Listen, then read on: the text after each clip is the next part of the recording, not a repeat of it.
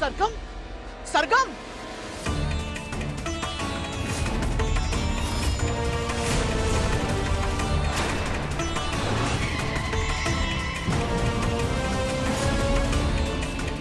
मोटीबा खसी जाओगा, मोटीबा खसी जाओगा।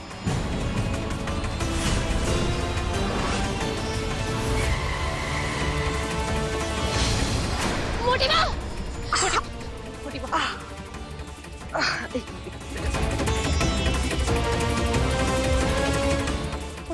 मोटीबा તમે ઠીક છો ને?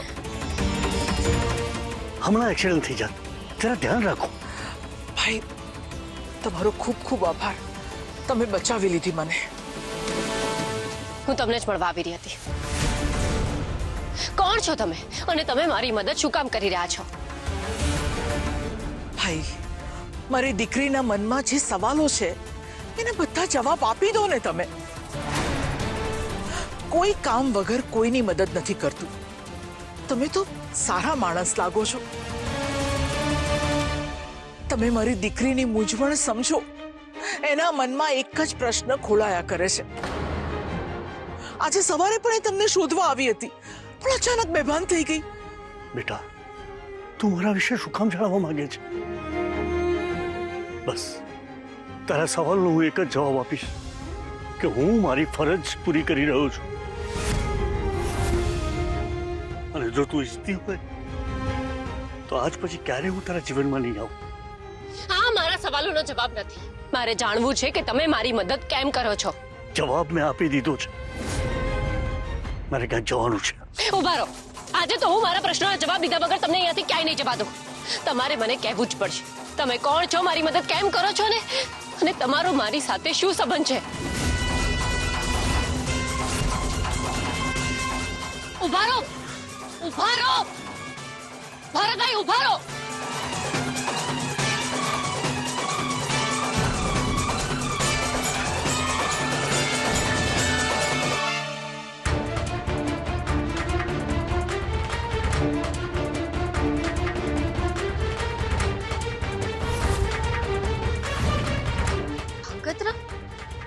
મોટીબા, તમને યાદ છે મેં તમને કહ્યું હતું કે હું જે અનાથ આશ્રમમાં મોટી થઈ ને એ ધાંગધ્રામાં હતો।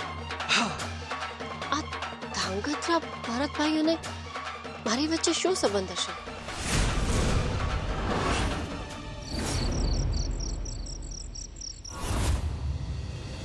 મને ખબર પડી ગઈ છે કે વ્યક્તિ કોણ છે। મને યાદ છે જ્યારે હું 3-4 વર્ષની હતી ને તો અનાથ આશ્રમમાં એક છોકરી સાથે એક પટ્ટાવાળાએ કુકર્મ કર્યું હતું, અને ત્યારે આ વાતનો આઘાત એ ટ્રસ્ટી સહન નહોતા કરી શક્યા, કારણ કે એ ઈચ્છતા હતા કે અનાથ આશ્રમની દરેક છોકરીઓ ભણી ગણીને આગળ વધે, જીવનમાં કંઈક કરી બતાવે। એટલે કદાચ એમણે જ મારા વિશે આ ઇન્ફોર્મેશન મેળવી હશે કે મેં નેચરોપેથીનો કોર્સ કર્યો છે, પણ હવે હું એની પ્રેક્ટિસ નથી કરી રહી, તો એમને આ વાત નહીં ગમી હોય। સરગમ, જો તારી વાત સાચી છે તો પછી એ પોતાની ઓળખાણ કેમ નથી આપતા, કેમ નથી યાદ કરાવતા કે તારા ટ્રસ્ટી હતા? એ વખતે એમને બહુ જ ખરાબ લાગ્યું હતું, અને એટલે જ તેમણે ટ્રસ્ટ છોડી દીધું હતું, કારણ કે કોઈને ફેસ કરવા નહોતા માંગતા। બની શકે ને કે આ જ વાતનું ગિલ્ટ હોય એમને। એ આ બધી ઘટના માટે પોતાને જવાબદાર ગણતા હતા, કારણ કે પટાવાળાની નિમણૂક એમણે જ કરી હતી। મોટીબા, સારા વ્યક્તિઓની અંદર ગિલ્ટ તો જીવનભર માટે નથી જતું, અને ખોટા માણસો એ ગમે તેટલા ખોટા કામ કરે ને તો પણ એમને કોઈ ફરક નથી પડતો। હવે તમે આ ઇન્દુ આંટીનું જ ઉદાહરણ જોઈ લો ને, એમને આજ સુધી કેટલા બધા ખોટા કામ કર્યા છે, તો પણ આજ સુધી તમે કોઈ દિવસ એમની આંખોમાં પસ્તાવો જોયો છે?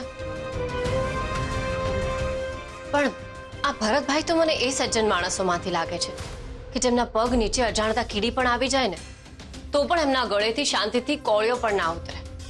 તારી વાત સાચી છે સરગમ। હવે આપણા માટે એ જાણવું બહુ જરૂરી છે કે આ ભરતભાઈ છે કોણ। પણ એમને શોધીશું કેવી રીતે? મારી પાસે તો ત્યાં કોઈનો નંબર પણ નથી। હા, એક કેરટેકર હતા મધુબેન, મને લાગે છે કે મારે એમના ઘરે જવું પડશે, ત્યાંથી જ કંઈક જાણકારી મળશે। મારે ધાંગધ્રા જવું પડશે। તું એકલી નહીં જાય, હું આવીશ તારી સાથે। અરે ના મોટી વાત, તમે શું કામ હેરાન થાવ છો? હું જઈ આવીશ ને. જો સવારે જઈશ ને તો સાંજ સુધીમાં પાછી પણ આવી જઈશ. કીધું ને એકવાર આવીશ એટલે આવીશ. ઠીક છે, પણ જ્યાં સુધી આપણને બધી હકીકતની જાણ ના થાય ને ત્યાં સુધી આપણે ઘરમાં કોઈને નથી કહેવું. ઠીક છે, આપણે એવું કરીશું.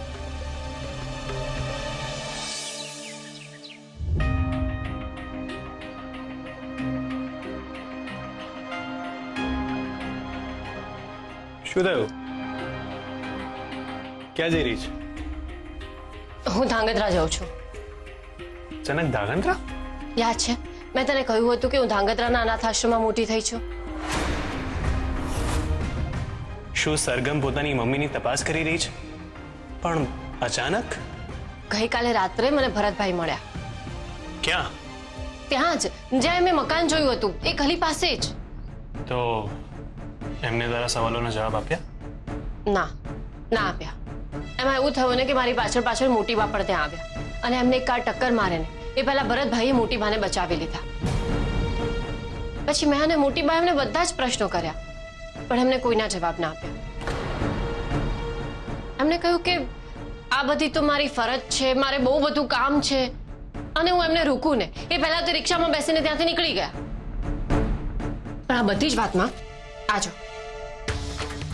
મને એમના ખિસ્સામાંથી આ અમદાવાદથી ધાંગધ્રા જવાની ટિકિટ મળી.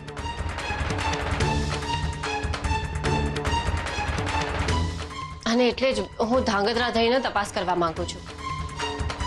મને એવું લાગે છે કે અમારા અનાથ આશ્રમના ટ્રસ્ટી હતા અને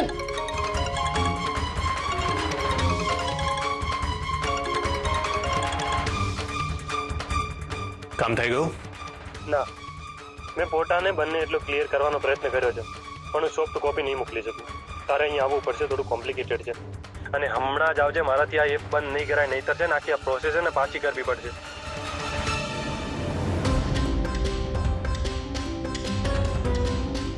શું થયું? એક કામ આવી ગયું છે. હા તો જા ને. હા પણ તું ક્યાંય જતી નહીં, હું થોડી વારમાં આવું છું એટલે આપણે સાથે નીકળીએ છીએ. અરે મોટી બા મારી સાથે આવે જ છે અને અમે લોકો સાંજની બસમાં તો પાછા પણ આવી જઈશું. જો અમે અત્યારે નહીં નીકળીએ ને તો પછી આખો દિવસ મિસ થઈ જશે. જો તારે આવવું હોય તો પછી તું અત્યારે જ ચાલ. ફોટામાં કોણ છે એ જાણવું પણ અગત્યનું છે અને સરગમ સાથે મોટી બા છે એટલે ચિંતા નથી. સૌથી પહેલા હું ફોટાનો ભેદ જ ઉકેલું. ઠીક છે, પણ તારું ધ્યાન રાખજે અને બધી અપડેટ મને આપતી રહેજે. ઓકે?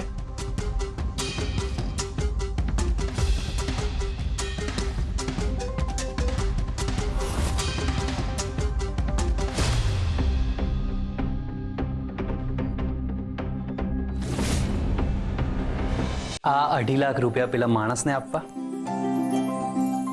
અને આ 5 લાખ રૂપિયા આપણી કમાણી. એક જ દિવસમાં આટલી બધી કમાણી?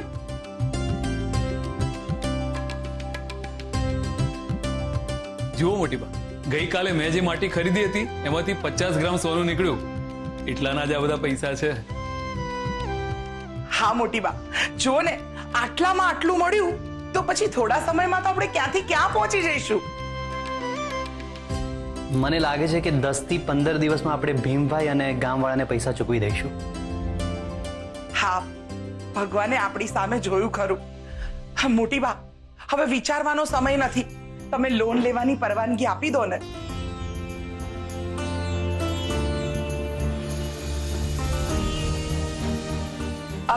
તમે ક્યાંય બહાર જઈ રહ્યા છો? હા લચ્છા બહુ, અમે સાંજ સુધીમાં પાછા આવી જઈશું. ક્યાં જઈ રહ્યા છો? તમે હમણાં કંઈક લોનની વાત કરી રહ્યા હતા ને? હા, તમે માની જાઓ ને. મેં લોનના પેપર ઉપર સાઇન કરી દીધી છે. આ ઘર તમે ગીરવે મૂકીને લોન લઈ શકો છો. થેન્ક યુ મોટી બા. પુખરાજ, હવે જે કરે એ બહુ જ સમજી વિચારીને કરશે. હવે આ ઘર સિવાય બીજી કોઈ મૂડી નથી રહી આપણી પાસે. મોટી બા, હા 5 લાખ રૂપિયા. ચિરાગ, આ પૈસા તારી પાસે જ રાખ બેટા. શું છે, બીજો લોટ લેવો હોય તમારે માટીનો તો લઈ લેજો. ચિરાગ, હમણાં ને હમણાં બીજો લોટ લઈ આવો. આ વખતે ડબલ લેજે. હા, ચાલ સરગમ.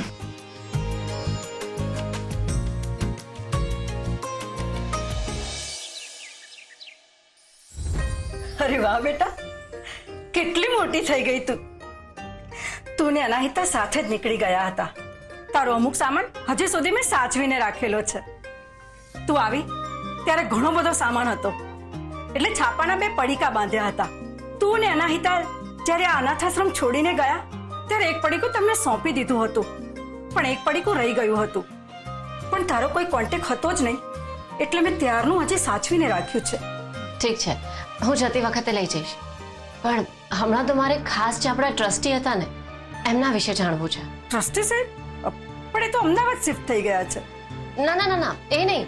એની પહેલા જે ટ્રસ્ટી હતા ને એ.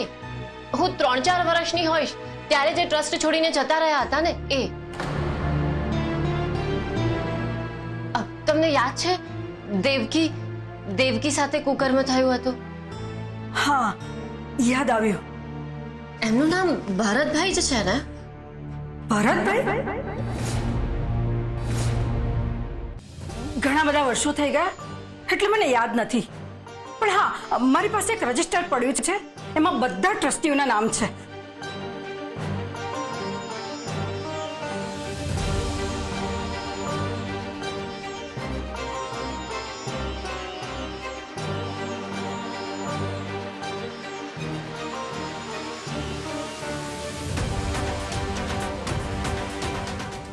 હા, એમનું નામ શરદભાઈ છે.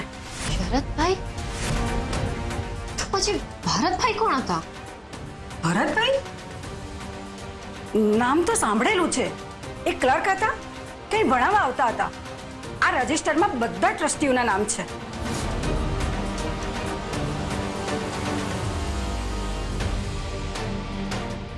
આમાં તો ભરતભાઈનું નામ જ નથી. બરાબર જો ને, મળી જશે નામ. અરે મેં 2 વાર ચેક કર્યું મોટી બા. મને લાગે છે કે મારે આજુબાજુ તપાસ કરવી જોઈએ. તમે થાકી ગયા છો, તમે આરામ કરો, હું હમણાં આવું છું. સરગમ, જ્યાં જઈશું જોડે જઈશું. ના મોટી બા, તમે આરામથી બેસો ને, હમણાં થોડી વારમાં જ આવું છું. તમે બેસો. સરગમ, સાંભળ તો ખરી. બેન, તમે બેસો, હું તમારા માટે ચા પાણી મંગાવું. ના ના, મને 1 ગ્લાસ પાણી વધારે પીવડાવી દો ને. સારું, લઈ આવું છું.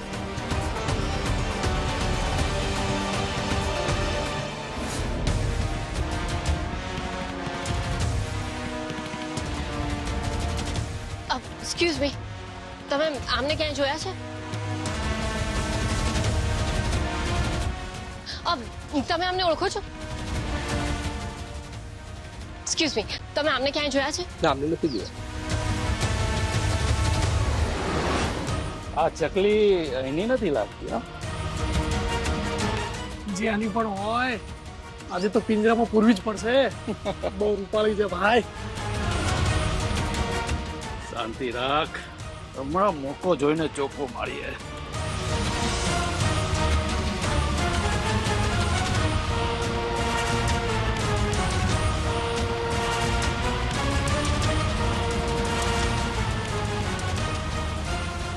તમે આમને જોયા છે કે? તું કેમ મને શોધી રહી છે? શું સંબંધ છે તારો આની સાથે? એ જ તો જાણવું છે. ખબર નથી, મને શોધવા નીકળી પડી. શોધવાથી તો ભગવાન પણ મળી જાય છે. તો શું મને મારા પ્રશ્નોના જવાબ નહીં મળે? આમની સાથે સંબંધ શું છે એ નથી ખબર. એ જાણવા માટે જ આમને શોધી રહી છું. તું જે રીતે શોધી રહી છે ને, એ પરથી મને એવું લાગે છે કે તારે બહુ નજીકનો સંબંધ હોવો જોઈએ આમની સાથે, નહીં? એ બધી જ ખબર પડી જશે જો તમે આ ફોટો જોઈને મને કહો કે તમે આમને ઓળખો છો કે નહીં. જોવા, જાણવા અને ઓળખવામાં બહુ ફેર છે બેટા. આપણે જેને જોતા હોઈએ છીએ ને, એને જાણતા એવું જરૂરી નથી. જેને જાણતા હોઈએ એને ઓળખતા હોઈએ એ પણ જરૂરી નથી. મને એવું લાગે છે કે તે એને જોયો છે ખરો, પણ તું એને જાણી નથી શકી અને ઓળખી પણ નથી શકી. તમે મને કહેશો કે તમે આમને ઓળખો છો કે નહીં? ના, હું ઓળખતી તો નથી, પણ મને ખાતરી છે કે તને મળી જશે. ધ્યાને કેવી રીતે મળશે એ તો કંઈ સમજાતો નથી. જો બેટા, જે મળવાનું છે ને એ જાતે એને તને મળી જશે, અને જો નહીં મળવાનું હોય ને એ તો આથડોથી આવેલું પણ જતું રહેશે. બની શકે કે તું એને શોધી રહી છે અને એ પણ તને શોધી રહ્યો હોય. હું કંઈ સમજીને તમે કહેવા શું માંગો છો? જીવન આટલું સહેલાઈથી સમજાઈ જતું હોય ને તો ભગવાનને કોઈ પૂજાતા જ નહીં. ચિંતા ના કર, ઉપરવાળો બધું સરખું કરી દેશે. હોઈ શકે કે ઉપરવાળો જ એને તારી પાસે ના મોકલતો હોય, એવું પણ બને ને.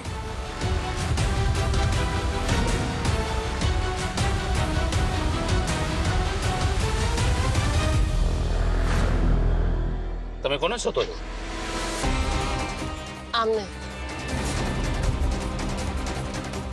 આ માણસને તો મેં પહેલે ક્યારેય જોયો નથી, પણ જો મારે એને જંગલમાં લઈ જવી હશે તો મારે ખોટું બોલવું પડશે. અરે આ તો માસ્તર છે. તમે ઓળખો છો આમને? હા, બહુ સારી રીતે. હમણાં થોડી વાર પહેલા જ અહીંયા હતા. તમારે એમને મળવું છે તો ચાલો મળાવો. હા હા ચાલો.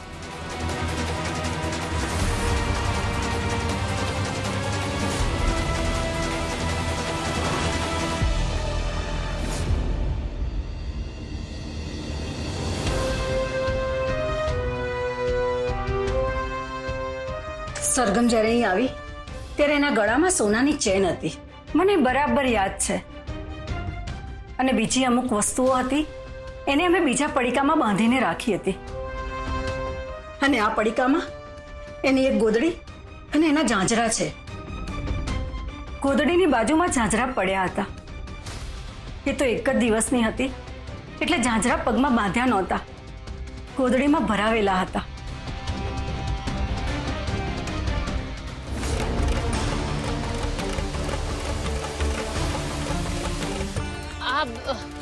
આ તમે મને ક્યાં લઈ આવ્યા છો?